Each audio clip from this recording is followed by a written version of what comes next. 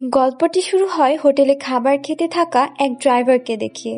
খাবার শেষে একটি কাগজ দিয়ে হাত মোছার সময় হঠাৎ তার চোখ পড়ে একটি নিউজ পেপারের ওপর, যা দেখে তো সে একদমই অবাক হয়ে যায়। হোটেলের মালিককে খবরটি পড়ে শোনাতে বলে, আর এই খবরটি পড়েই তারা সবাই খুবই অবাক হয়ে যায়।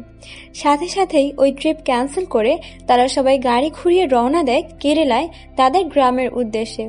সকালে গ্রামে পৌঁছে একজনকে পাঠিয়ে দেওয়া হয় গ্রামের চার্চে, আর বাকিরা চলে যায় সমস্ত বাড়িতে খবর দিতে। কিন্তু কেন? খবরের কাগজে কি এমন ছিল যা দেখে তারা সবাই বিস্মিত? এটা জানতে আমাদের ফিরে যেতে হবে কিছুদিন আগে। কেরালায় মঞ্জুমিল নামের একটি গ্রাম আছে। সেখানে দেখানো হয় এক বিয়ে বাড়িতে সবাই খুবই মজা করছে, আর এখানেই রয়েছে মঞ্জুমাল বয়েজ নামের একটি বয়েজ গ্রুপ। সমস্ত ছেলেরা যারা মদ্যপান করে টাল হয়ে বিয়েতে নাচানাচি করছে। তখনই সেখানে প্রসাদ নামের একটি ছেলে আসে। এই বিয়েতেই তার দেখা হয় সুধী নামের একটি ছেলের সাথে। আসলে তারা ক্লাসমেট ছিল। আজ অনেক দিন পর তাদের দেখা হয়েছে। তাদের আলাপচারিতায় সুধী জানতে পারে প্রসাদ এখন গাড়ি ড্রাইভারি করে। সুধী বলে তাহলে প্রসাদের গাড়ি নিয়ে তারা কোনো একটা ট্রিপ প্ল্যান করতে পারে। প্রসাদও এক কথায় রাজি হয়ে যায় এবং তাকে তার কার্ড দিয়ে দেয়, জানিয়ে দেয় যে কোনো ট্রিপ প্ল্যান করলেই তাকে জানাতে। এদিকে বিয়েতে নাচানাচি করতে করতে মঞ্জুমাল বয়েজ গ্রুপের সাথে আরেকটি দলের ঝামেলা লেগে যায়, কারণ তারা ওই দলের সাথে থাগস অফ ওয়ার টুর্নামেন্ট হেরে গিয়েছিল। কিছুদিন আগে লড়াই যখন মারামারি পর্যন্ত চলে যায়, তখনই সুভাষ নামের একটি ছেলে বলে এখানেই তাহলে আর একটা ম্যাচ হয়ে যাক। দেখতে দেখতেই পুরো বিয়ে বাড়িটা বদলে যায় ম্যাচের দর্শক হিসেবে। মঞ্জুমাল বয়েজ অনেক চেষ্টা লাগায় ম্যাচটা জেতার জন্য, তবে শেষমেশ তারা খুবই খারাপভাবে হেরে যায়, যা দেখে কুট্টান নামের একটি ছেলের মাথা হেট হয়ে যায়, কারণ সে ছিল এই বয়েজ গ্রুপের সবচেয়ে সিনিয়র। পরদিন এই কৃষ্ণা নামের একটি ছেলে যখন কাজ শেষ করে ফিরছিল, তখনই পাশের ফটো স্টুডিওর এক মহিলা তার হাতে একটা ফটো অ্যালবাম পাঠায়। এটা তাদেরই ছিল যাদের সাথে তাদের গতকাল ঝামেলা হয়েছে। আজ কৃষ্ণা যখন ওই অ্যালবামটা নিয়ে তাদের ক্লাবে আসে, তখন সবাই ওই অ্যালবামটা দেখে খুবই রেগে যায়। তারাও তো অনেক ঘুরেছে, তবে কখনোই তারা কেন কোনো ছবি তোলেনি। তাদের বিরোধী পর্বের এই ছবি দেখে তাদের আর ভালো লাগছে না, তাই তারা ঠিক করে তারাও কোথাও ঘুরতে যাবে, আর এইবার অনেক ছবি তুলবে। প্রথমে তারা ঠিক করে সবাই মিলে গোয়া যাবে, যেহেতু গোয়া অনেক দূর তাই সবাই রাজি হয় না, আর তাছাড়া অনেক খরচ সাপেক্ষ, এত টাকা তাদের সবার কাছে নেই। তাই অনেক জায়গা ঠিক করে ক্যান্সেল করার পর ফাইনালি তারা ঠিক করে কোদাই ক্যানাল যাবে। সুধী তার ওই ড্রাইভার বন্ধু প্রসাদকে কল করে, তবে প্রসাদ জানায় এখন উৎসবের মৌসুম চলছে, তাই ট্রাভেলের কোনো গাড়ি নেই, শুধু একটা কলিস রয়েছে যাতে মাত্র 9 জনই যেতে পারবে। তারা কাকে ছেড়ে কাকে বাদ দেবে সেটাই বুঝতে পারছে না। এইসব শুনে সুভাষ বলে যে সে যেতে পারবে না, তাকে তার দিদিমার বাড়িতে যেতে হবে। তবে মুখে এই কথা বললেও সুভাষের যে টাকার সমস্যা সেটা কুট্টন ভালো করেই বুঝতে পারে। তারা ফাইনালি 9 জন মিলে ট্রিপের দিন ঠিক করে, কিন্তু ট্রিপের দিন একটি ছেলে হঠাৎ করে জানায় যে তার কাজ থাকায় সে যেতে পারবে না। তখনই কুট্টন বলে তাহলে সুভাষকে তারা নিয়ে যাবে। কুট্টান সুভাষকে নিয়ে আসে, তাকে বলে সে টাকা পয়সা নিয়ে চিন্তা না করুক, তার টাকা সেই দেবে। আসলে কুট্টান সবার মাঝে সুভাষকে একটু বেশি ভালোবাসে। সুভাষের মাও সুভাষকে কুট্টানের ভরসাতেই যেতে দেয়।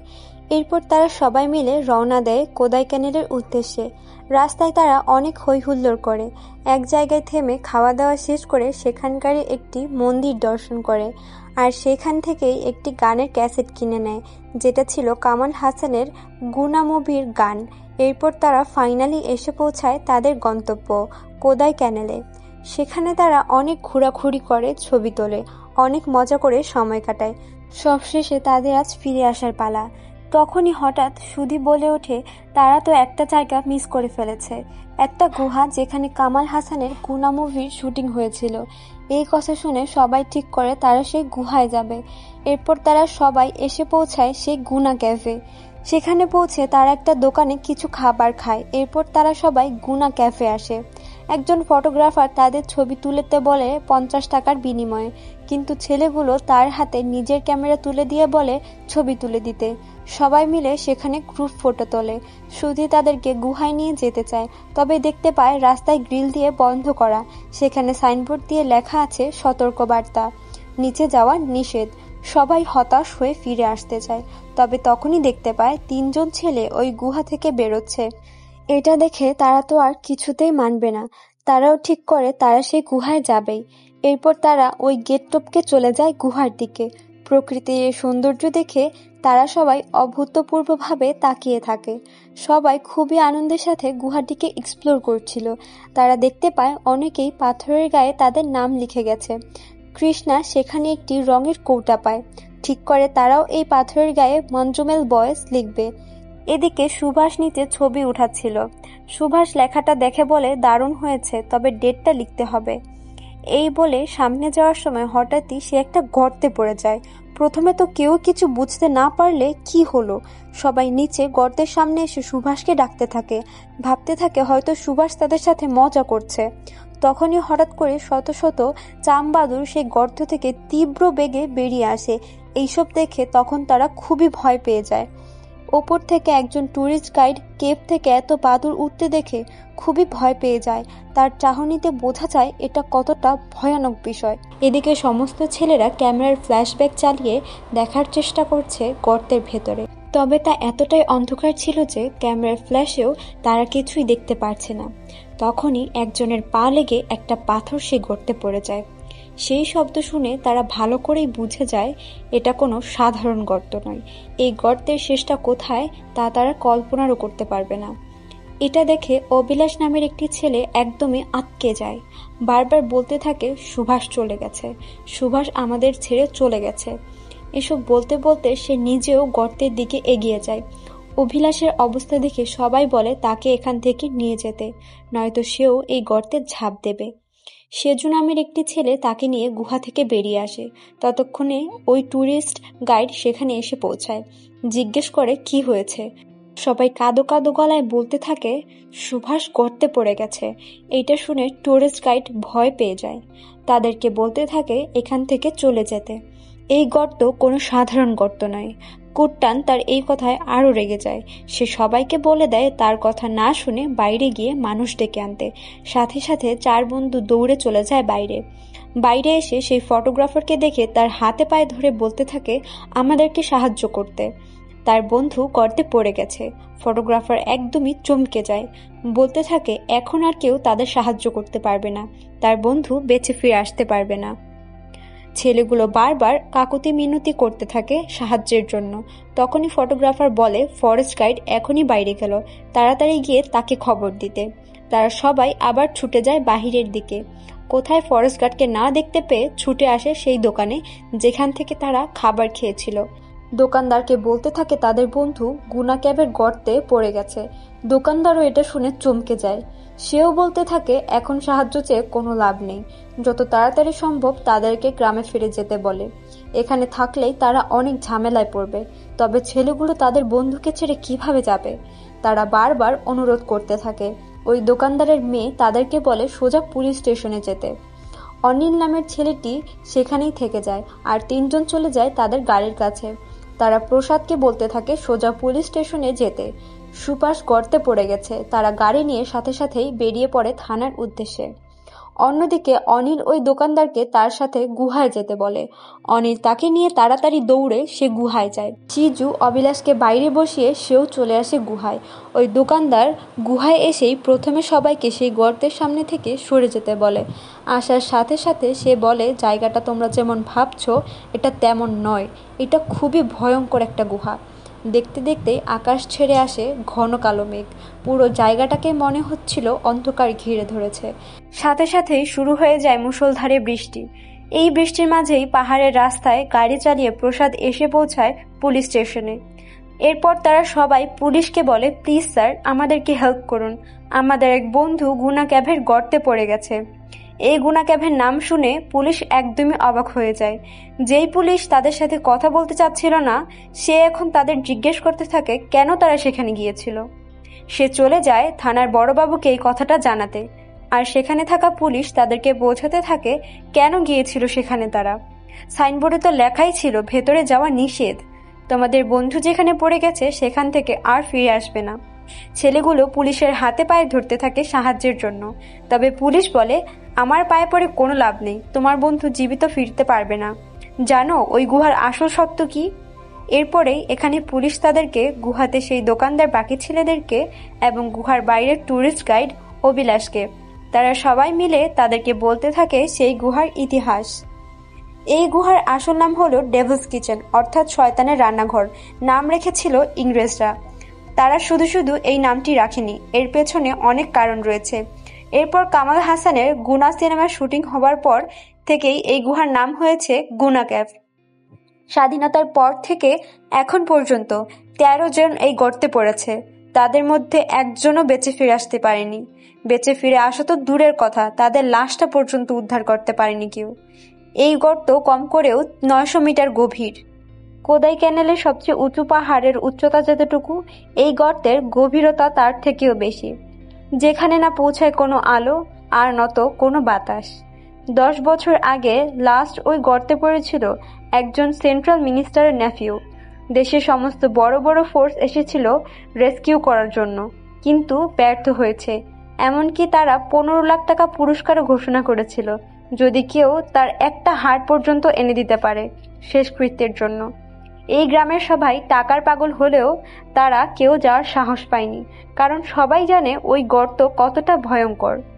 সে তো সেন্ট্রাল মিনিস্টারের নেফিউ ছিল, আর তোমরা কেরালা থেকে আসা সাধারণ কিছু টুরিস্ট, তোমরা তাকে কি করে বাঁচাবে?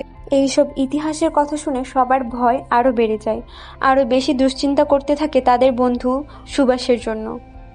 এদিকে থানার বড়বাবু এসে প্রসাদদেরকেই মারতে থাকে, বলতে থাকে তারাই হয়তো তাদের বন্ধুকে ভুলিয়ে ভালিয়ে এখানে এনে মার্ডার করেছে। বড়বাবু তাদের ওপরই এফআইআর লিখতে বলে। প্রসাদ পুলিশকে অনেক বোঝানোর চেষ্টা করে, তবে পুলিশ তাদের কোনো কথাই শুনতে রাজি নয়। এই গুনা ক্যাভের নাম শুনেই তাদের মধ্যে যেন অন্যরকম ভয় কাজ করছে। অন্যদিকে বৃষ্টির সমস্ত পানি এসে পৌঁছায় সেই গুহায়, আর সারা পাহাড়ে পানি পড়তে থাকে ওই গর্তে। এইভাবে চলতে থাকলে গর্ত পানিতে ভরে যাবে, এই ভেবে কুট্টান সেই পানি আটকানোর চেষ্টা করে। তার দেখা দেখি বাকিরাও সেই পানি আটকানোর চেষ্টা করে। ইতিমধ্যে ওই ফটোগ্রাফার ফরেস্ট গার্ডকে নিয়ে সেখানে হাজির হয়। ওই দোকানদার এবং ফরেস্ট গার্ড সবাইকে তাদের গর্ত থেকে সরে যেতে বলে, তা না হলে তারাও এই গর্তে পড়ে যেতে পারে। তবে জীবনের ভয় পেয়ে মঞ্জুমাল বয়েজ তাদের বন্ধু সুভাষের কথা ভুলে যাবে না, এমন বন্ধু তারা নয়। তারা সবাই মিলে সমস্ত জলধারায় শুয়ে পড়ে, যাতে গর্তে কোনো পানি প্রবেশ না করে। তখনই আমাদের একটা ফ্ল্যাশব্যাক দেখানো হয়, যেখানে ছেলেবেলায় যখন ওই মঞ্জুমাল বয়েজ লুকোচুরি খেলছিল, তখন সবাইকে একে একে খুঁজে বের করলেও সুভাষকে তারা খুঁজে পায় না। আর সুভাষ একা একটি তেলের ড্রামে লুকিয়ে থাকায় সেও ভয় পাচ্ছিল, এমনকি সে ভয় পেয়ে নিজেকে এক অজানা জঙ্গলে কল্পনা করছিল। ছেলেবেলা থেকেই যেন এক অজানা ভয় সুভাষকে সবসময় কুড়ে কুড়ে খেয়েছে। অন্যদিকে অনেকক্ষণ সময় যাওয়ার পর থানার ওই বড়বাবু এক ইন্সপেক্টরকে ডেকে বলে ছেলেদের সাথে যেতে, ওই গুহায় গিয়ে দেখতে কি হয়েছে। কারণ মানুষ এবং মিডিয়া যদি জানতে পারে পুলিশ কিছুই করেনি, তাহলে অঙ্কের ঝামেলা হবে। আর যাওয়ার সময় রশি এবং টর্চ কিনে নিয়ে যেতে। ছেলেগুলো ওই পুলিশ অফিসারকে নিয়ে রওনা দেয়, কিন্তু পুলিশের সুভাষকে বাঁচানোর কোনো আগ্রহই নেই। রশি টর্চ কেনার জায়গায় সে সবার প্রথমে এসে দাঁড়ায় এক মদের দোকানের সামনে। সে বলে ওয়াইন শপ থেকে মদ, গ্লাস, বাদাম এইসব নিয়ে আসতে। আসলে এই পুলিশ অফিসার ধরেই নিয়েছে সুভাষ বেঁচে নেই, সে মারা গেছে, আর তাকে ওই গর্ত থেকে তারা কোনোভাবেই বের করতে পারবে না। তার জন্যই তার মধ্যে যেন কোনো সিনসিয়ারিটি নেই। আর এই বেচারা ছেলেগুলো অসহায় হয়ে পুলিশের জন্য মদ কিনতে যায়। বন্ধু বেঁচে আছে নাকি মারা গেছে সেটাও তারা জানে না, আর এই অবস্থাতেও তাদেরকে দাঁড়াতে হচ্ছে মদের দোকানের লাইনে। এরপরেই দেখানো হয় আরও একটা ফ্ল্যাশব্যাক। ছেলেবেলায় মঞ্জুমাল বয়েজ সবাই নদীতে গোসল করতে গিয়েছিল। সবাই আনন্দের সাথে নদীতে ঝাঁপ দিলেও সুভাষ ঝাঁপ দেয় না, সে খুবই ভয় পাচ্ছিল। আসলে সুভাষ ছেলেবেলা থেকেই এইসব অ্যাডভেঞ্চারাসে খুবই ভয় পেত, কিন্তু তারপরেও সবার কথায় সে ঝাঁপ দিয়ে দেয় নদীতে। তখনই আমরা দেখতে পাই সুভাষ কিভাবে সেই গর্তে পড়েছিল। কিন্তু সৌভাগ্যবশত সুভাষ একদমই তলানিতে না পড়ে আটকে গিয়েছিল একটি পাথরের ওপর, কিন্তু সে খুবই গুরুতরভাবে আহত হয়েছিল। আর সেই জায়গাটা যে কতটা ভয়ানক তাও আমরা ভালো করেই বুঝতে পারি। এদিকে পুলিশ মদ্যপান করতে করতে এসে পৌঁছায় সেই জায়গায়। সবাই দৌড়ে তাদের বন্ধুদের কাছে গেলেও পুলিশের যেন কোনো হেলদোল নেই। সমস্ত ছেলেরা অসহায় হয়ে পড়ে আর সেই গর্তের সামনে গিয়ে দাঁড়ায়। পুলিশ অফিসার এসে একটা টর্চ জ্বালিয়ে গর্তে দেখার চেষ্টা করে। সুভাষের নাম ধরে 2-1 বার ডাকে আর এরপরেই সে সবাইকে এখান থেকে চলে যেতে বলতে থাকে তাদের বন্ধু আর বেঁচে নেই, সে মারা গেছে, এখানে বসে থেকে কোনো লাভ নেই। তাই সে সবাইকে উপরে যেতে বলে। সে নিজেও চলে যাওয়ার জন্য প্রসাদকে গাড়ি বের করতে বলে, তবে প্রসাদ বলে সে তার গাড়ি বের করবে না। পুলিশ অফিসার তাকে হুমকি দিতে থাকে, কিন্তু প্রসাদ বলে আমার গাড়ি জ্বালিয়ে দিলেও আমি গাড়ি বের করব না। অন্যদিকে দেখানো হয় সুভাষকে, সে ভীত এবং আহত। সে গুহাতেই হাঁটছে। সে গুহার নিচে থেকে তাদের সেই দৃশ্যটা দেখছে যখন তারা সবাই গুহার সামনে এসে চিৎকার করছিল। সুভাষ তাদেরকে চিৎকার করে ডাকতে যাচ্ছে, তবে কিছুতেই ডাকতে পারছে না। তার চিৎকার যেন কেউ শুনতে পাচ্ছে না। আসলে সুভাষ এই সবকিছুই হ্যালোসিনেট করছিল। সে তো প্রায় মৃত অবস্থায় আটকে আছে ওই গর্তের এক পাথরে, যার হাত পা নাড়ানোর মতো বিন্দুমাত্র শক্তি অবশিষ্ট নেই। সে তার সমস্ত শক্তি একসাথে করে সেখান থেকে জোরে জোরে আর্তনাদ করতে থাকে। তার সেই আর্তনাদের শব্দ মলিন হয়ে ভেসে আসে গর্তের সামনে থাকা তার বন্ধুর কাছে। সবাই তাকে বারবার ডাকতে থাকে, আর সুভাষও কোনো উত্তর দিতে না পারলেও জোরে জোরে আর্তনাদ করতে থাকে। এবার গর্তের সামনে থাকা সবাই তার সেই আর্তনাদ শুনতে পায়। সমস্ত বন্ধুর মনে এক আশার আলো জেগে ওঠে। তাদের বন্ধু মারা যায়নি, এখনো জীবিত আছে। সাথে সাথেই সেখানে থাকা বাকি সবাই খুব অবাক হয়ে যায়। তারা বিশ্বাসই করতে পারছিল না এই ডেভিলস কিচেনেও কেউ জীবিত অবস্থায় আছে। এরপর রেস্কিউ টিমকে খবর দেওয়া হয়। অনেকটা সময় পর সেখানে এসে পৌঁছায় ফরেস্ট অফিসার এবং রেস্কিউ টিম। এরপর রেস্কিউ টিম ওই গর্তে দড়ি ফেলতে শুরু করে।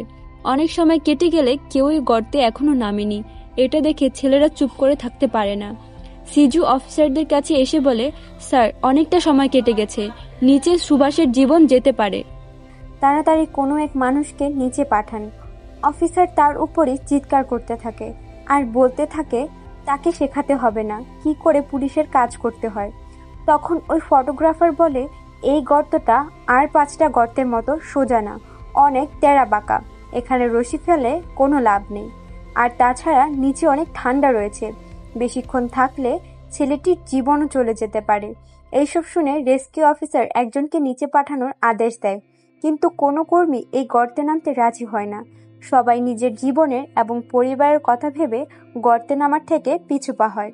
এমনকি যে ব্যক্তি সুইসাইড পয়েন্ট থেকে বডি তোলে সে পর্যন্ত আসাতে অস্বীকার করে দিয়েছে। এইভাবেই তাদের এই কথোপকথন চলতে থাকে।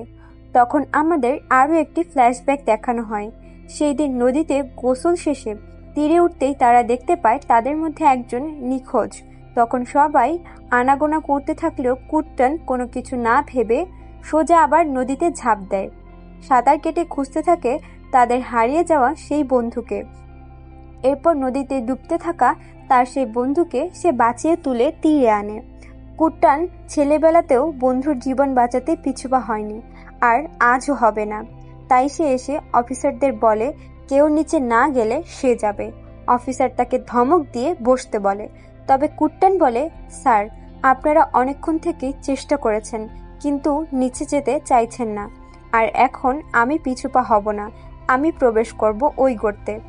অফিসার তাকে ভয় দেখাতে থাকে, বলতে থাকে হিরো হওয়ার কোনো দরকার নেই, ট্রেনিং প্রাপ্তরাও নিচে যেতে ভয় পাচ্ছে, সুইসাইড পয়েন্ট থেকে লাশ তোলা সেই ব্যক্তি পর্যন্ত ভয় পাচ্ছে নিচে যেতে, আর তুমি নিচে নামার কথা বলছো। তখন ওই দোকানদার বলে, স্যার, আপনি কেন তাকে ভয় দেখাচ্ছেন? কেউ নামতে চাইছে না গর্ত থেকে, তাকে বাঁচানোর দরকার, তবে আপনারা কেউ সেটা করছেন না, আর এখন যখন সে নামতে চাইছে তাকেও নামতে দিচ্ছেন না কেন? দোকানদারের এই কথা শুনে এবং গ্রামবাসীদের উপস্থিতি দেখে রেস্কিউ অফিসার বলে, নিচে যাওয়াটা খুব রিস্কের, তুমি ভেবেচিন্তে বলছো তো? সুধি কুট্টানকে জিজ্ঞেস করে, ভাই, নিচে যাওয়াটা খুব রিস্কের, তুই ভেবেচিন্তে বলছিস তো? কুট্টান বলে, তুই হলে কি করতি? সুধি কিছুক্ষণ চুপ থেকে বলে, তুই নিচে না গেলে আমি যেতাম। বন্ধুকে বাঁচানোর জন্য তারা সবাই একদম মরিয়া। ফাইনালি শুরু হয় রেস্কিউ মিশন। কুট্টানের গায়ে রশি দিয়ে বেঁধে দিয়ে তাকে নামানো হয়। প্রবেশ করতে কুট্টান দেখতে পায় ওই গর্ত কোনো সাধারণ গর্ত নয়, এর রাস্তা খুবই সরু, আর রাস্তায় রয়েছে প্রচুর বড় বড় পাথরের বাধা। পাথর দিয়ে তৈরি এই গর্তে খুবই কম জায়গা রয়েছে মানুষের যাওয়ার জন্য। এইভাবেই অনেক কষ্ট করে কুট্টান নিচে আসতে থাকে, কিন্তু হঠাৎ করেই রশি শেষ হয়ে যায়। কুট্টান তাদেরকে দড়ি ছাড়তে বলে, তবে জানতে পারে দড়ি শেষ হয়ে গেছে। সে চিৎকার করে বলে আরো দড়ি ছেড়ে দিতে, আর ফরেস্ট অফিসার এটা করতে নারাজ। সে বলে কুট্টান 125 ফুটের বেশি নিচে নেমেছে, এর চেয়ে বেশি নিচে নামলে কুট্টানের জীবনের ঝুঁকি রয়েছে। বাতাস কম থাকায় শ্বাসকষ্টে তার মৃত্যু হতে পারে। যা শুনে বাকি বন্ধুরা আরো বেশি ঘাবড়ে যায়। তবে একজন গ্রামের লোক তাদেরকে আশ্বাস দিয়ে বলে, চিন্তা করো না, ঈশ্বরের কৃপায় আজকে অনেক বৃষ্টি হয়েছে, আর সেই বৃষ্টির জল নিচে গেছে, আর তার সাথে গর্তে প্রবেশ করেছে অনেক বাতাস। তবে ফরেস্ট অফিসার আরও একজনের রিস্ক নিতে চায় না, তাই তারা কুট্টানকে আবার উপরে তুলতে শুরু করে। কুট্টান চিৎকার করে বলতে থাকে তাকে উপরে না তুলতে, রশিটা আরেকটু নিচে নামাতে। সে এখনো সুভাষের গলা স্পষ্টভাবে শুনতে পাচ্ছে, কিন্তু কেউ তার কোনো কথা শোনে না। আর কোনো উপায় না পেয়ে কুট্টান বলে যদি তাকে উপরে তোলা হয় তাহলে সে তার রশি খুলে ফেলবে, সে তার বন্ধুকে ছেড়ে যেতে পারবে না। বাধ্য হয়েই আরো রশি জোড়া দেয়া হয়। এইভাবেই আরো নিচে নামানো হয় কুট্টানকে। অনেকটা কষ্ট করেই নিচে নামতে হয়। হঠাৎ করে চোখ পড়ে সুভাষের গুরুতরভাবে জখম অবস্থায় পড়ে থাকা তার শরীর। সুভাষকে দেখে সে তাড়াতাড়ি করে কোনোভাবে নিচে নেমে তার কাছে চলে আসে। সে চিৎকার করে উপরের সবাইকে জানায় এই কথা। জানায় সুভাষ রশি দিয়ে উপরে আসতে পারবে না, তাই সে কোনোভাবে সুভাষকে নিজের সাথে বেঁধে নেয়। এরপর সে সুভাষকে তুলতে গেলেই সুভাষ তার গলা চেপে ধরে বলতে থাকে, কে তুমি, কেন এখানে এসেছো? আসলে সুভাষ এত নিচে পড়ে এবং এত সময় কাটিয়ে খুবই ট্রমাটাইজ হয়ে আছে। সে সবকিছু হ্যালুসিনেট করছে। তার এভাবে গলা টিপে ধরায় তারা দুইজনই সেই পাথর থেকে আরো নিচে পড়তে থাকে। আর এভাবেই হঠাৎ দড়িতে টান লাগায় সমস্ত রেস্কিউ অফিসারের হাত থেকে রশি ছুটতে শুরু করে। সমস্ত বন্ধুরা দৌড়ে রশিটিকে ধরে, আর তারা আস্তে আস্তে তাদের দুজনকে টেনে উপরের দিকে তুলতে থাকে। কিন্তু এই গর্তটা তো সোজা নয়, অনেক আঁকা বাঁকা, তাই তাদের উপর দিক থেকে তোলাটা ছিল আরো এক কঠোর কাজ। তাদেরকে অনেক কষ্ট করে উপরের দিকে তুলতে থাকে। তবে তুলতে তুলতে হঠাৎ দড়িটা একটা পাথরের খাঁজে আটকে যায়, আর সেখানে পাথরের মাঝের জায়গায় একটা সরু ছিল, যেখান দিয়ে দুজন ব্যক্তি একসাথে কোনোভাবেই বেরোনো যাচ্ছে না।